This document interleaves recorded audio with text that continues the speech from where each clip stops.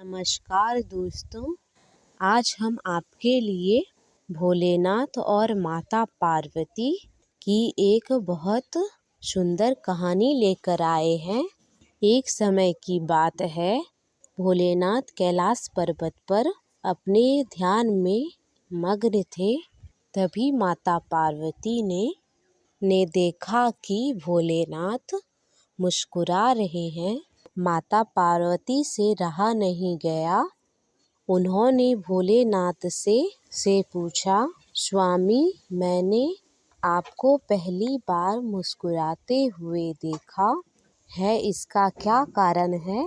यह सुन भोलेनाथ बोले, पार्वती, आज मैंने एक अपने भक्त और उसका पत्नी का संवाद सुना, जिसे सुनकर मुस्कुराए बिना मुझसे रहा नहीं गया।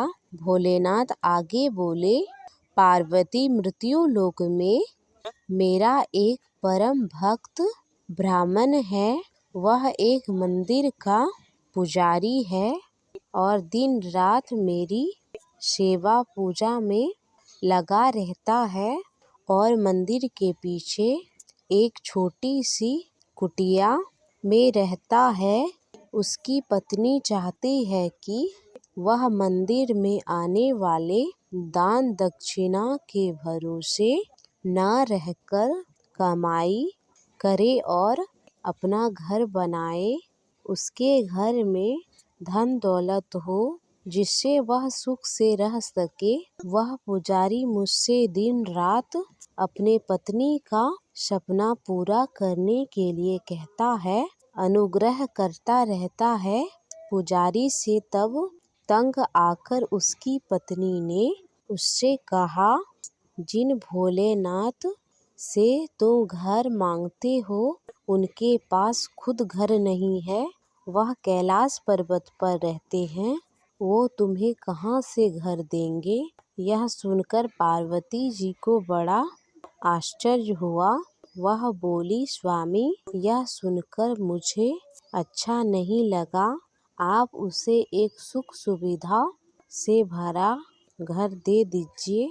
इस पर भोलेनाथ बोले, पार्वती, यह मेरे वश में नहीं है। मृत्यु लोक में सभी जीव अपने कर्मों का फल भोगते हैं। जैसे यह पंडित पिछले जन्म में यह एक साहूकार था जो दूसरों के जेवर आदि हड़प लेता था और वह जेवर ब्याज के पैसों का उपयोग इसकी पत्नी करती थी। इसी के कारण अपने पत्नी के साथ अपने कर्मों का फल भोग रहा है। इस जन्म में यह मेरा सेवा पूजा कर रहा है, लेकिन जब तक इसकी कर्मों का विचार नहीं होता, इसे घर नहीं मिलता। यही विधि का विधान है। पार्वती जी बोली, यह सब तो ठीक है प्रभु, लेकिन इसकी पत्नी जो आपकी निंदा कर रही है उसका क्या? इस पर भोलेनाथ बोले, पार्वती, इस सृष्टि के आरंभ में यह लिखा जा चुका है। जैसे जैसे कलयुग निकट आएगा, मनुष्य भगवान की भक्ति की जगह निंदा करने लगेंगे।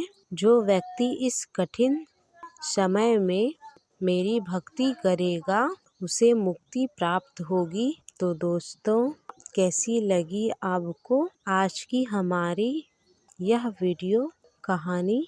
हमें कमेंट करके ज़रूर बताइए। साथ ही साथ आपके अपने इस चैनल को सब्सक्राइब करें। जय भोलेनाथ।